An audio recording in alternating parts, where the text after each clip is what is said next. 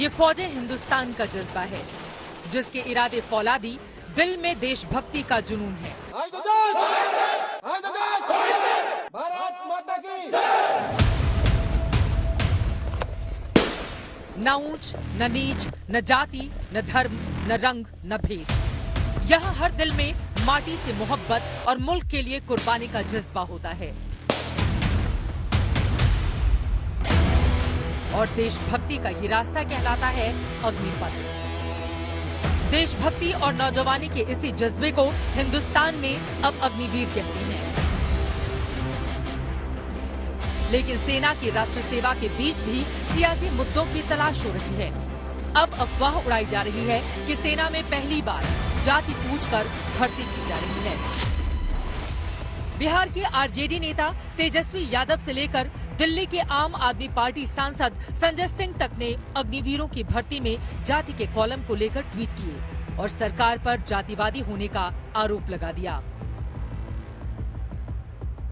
मुझे सुबह एक सेना के कैप्टन का, पूर्व कैप्टन का फोन आया और उन्होंने मुझे बताया कि भाई मैं जब भर्ती हुआ तो कभी मुझसे मेरी जाति नहीं पूछी गई, मुझसे जाति का प्रमाण पत्र नहीं मांगा गया। साफ मनसा भारतीय जनता पार्टी और नरेंद्र मोदी सरकार की जातिवादी मनसा, जिसके कारण से पूरे देश में आरक्षण खत्म कर रहे हैं और इसमें भी जाति पूछकर अगर आप भर्ती करने जा रहे हैं तो कहीं ना कहीं वो मनसा उजागर होती है। देश की सुरक्षा के नाम पर अफवाह की सियासत वाले सवाल रक्षा मंत्री से भी पूछे गए तो उन्होंने व्यवस्था का इतिहास याद दिला दिया। मैं ये स्पष्ट कर देना चाहता हूँ कि यह पूरी तरह अफवाह है।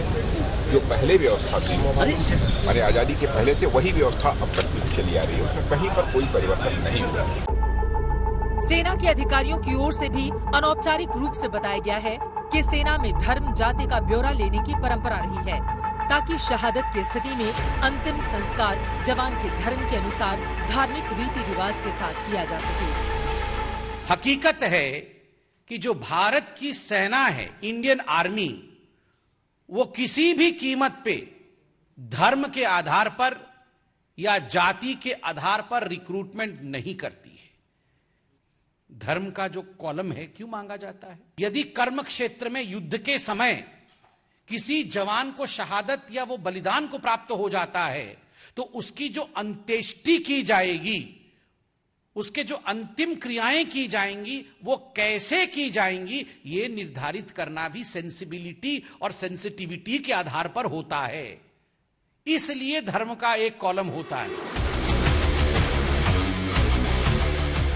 इसके अलावा अग्निपथ योजना पर सवाल उठा रही कांग्रेस और दूसरे विरोधी दलों पर पलटवार करते हुए बीजेपी ने सेना के जाति क्षेत्रों वाली रेजिमेंट व्यवस्था का सच भी याद दिला दिया।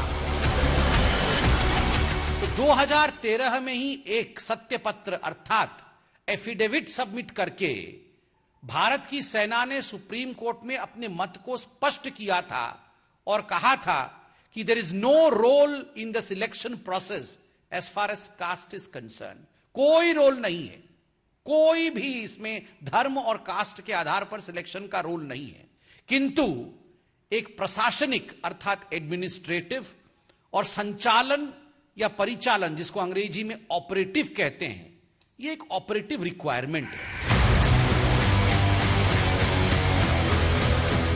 सुप्रीम कोर्ट में 2013 में हरियाणा के रेवाड़ी के एक डॉक्टर ने सेना में रेजिमेंट के नामकरण को लेकर अर्जी दी थी कि जब वायुसेना और नौसेना में ऐसी रेजिमेंट्स नहीं हैं, तो थल सेना में क्यों? तब सेना में अदालत ने जो हलफनामा दिया था उसमें बड़ी बातें यही थी कि सेना भर्ती में जाति, धर्म, लिंग, भाषा, क्षेत्र के आधार पर कोई भेदभाव नहीं होता। क्षेत्रीयता के आधार पर मौजूद रेजिमेंट्स में भी जाति धर्म का भेदभाव नहीं होता।